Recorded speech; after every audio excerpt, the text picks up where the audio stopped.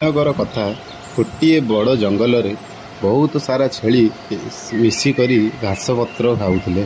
ହଠାତ୍ ଜଙ୍ଗଲରେ ଅନ୍ଧାର ହେବାକୁ ଲାଗିଲା ଏବଂ ସମସ୍ତ ଛେଳି ନିଜ ନିଜ ଘରକୁ ଯିବା ପାଇଁ ଲାଗିଲା। କିନ୍ତୁ ତାଙ୍କ ମଧ୍ୟରୁ ଗୋଟିଏ ଛେଳି ବାଟ ନ ପାଇ ଏହି ଜଙ୍ଗଲରେ ରହିଗଲା ଏବଂ ଏଣେ ତେଣେ ଯାଇ ଗୋଟିଏ ଗୁମ୍ଫାରେ ପହଞ୍ଚିଲା। ହଠାତ୍ ସେ ଦେଖିଲା ଯେ ଏହି ଗୁମ୍ଫା ମଧ୍ୟକୁ ଦୁଇଟି ବାଘ ଆସୁଛନ୍ତି ଏବଂ ସେ ସେହି ଗୁମ୍ଫା ମଧ୍ୟରେ ହିଁ ଲୁଚି ରହିଗଲା। ହଠାତ୍ ଗୋଟିଏ ବାଘକୁ ଲାଗିଲା କି ଏଇ ଗୁମ୍ଫା ମଧ୍ୟରେ କିଏ ଗୋଟେ ଅଛି।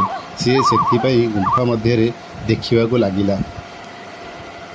ଛେଳିଟି ଡରି ନ ଯାଇ ସେହି ଗୁମ୍ଫା ମଧ୍ୟରେ ଅନ୍ଧାରରୁ କହିଲା, ମୁଁ ଏଇ ଜଙ୍ଗଲର ରାକ୍ଷସ, ମୁଁ ସମସ୍ତଙ୍କୁ ଖାଇଦେବି, ତତେ ମଧ୍ୟ ଖାଇଦେବି।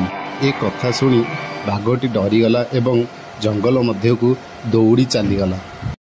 ଗୁମ୍ଫା ଭିତରେ ଶୋଇକି ରହିଥିଲା ଏବଂ ସେ ଯେମିତି ଜାଣିଲା କି ସକାଳ ହେଲା ସେ ଅତ୍ୟନ୍ତ ଖୁସି। ତାପରେ ସେ ଯାଇ ତାଙ୍କ ସାଙ୍ଗ ମେଳରେ ପହଞ୍ଚିଲା ଏବଂ ତା ସାଙ୍ଗମାନେ ତାଙ୍କୁ ଦେଖି ସବୁ ଆଶ୍ଚର୍ଯ୍ୟ ହେଲେ ଏବଂ ଛେଳିଟି କହିଲା କି କେମିତି ସେ ବିପଦ ସମୟରେ ଡରି ନ ଯାଇ ତାକୁ ସାମ୍ନା କରି ସେ ନିଜେ ବଞ୍ଚି ଆସିଲା।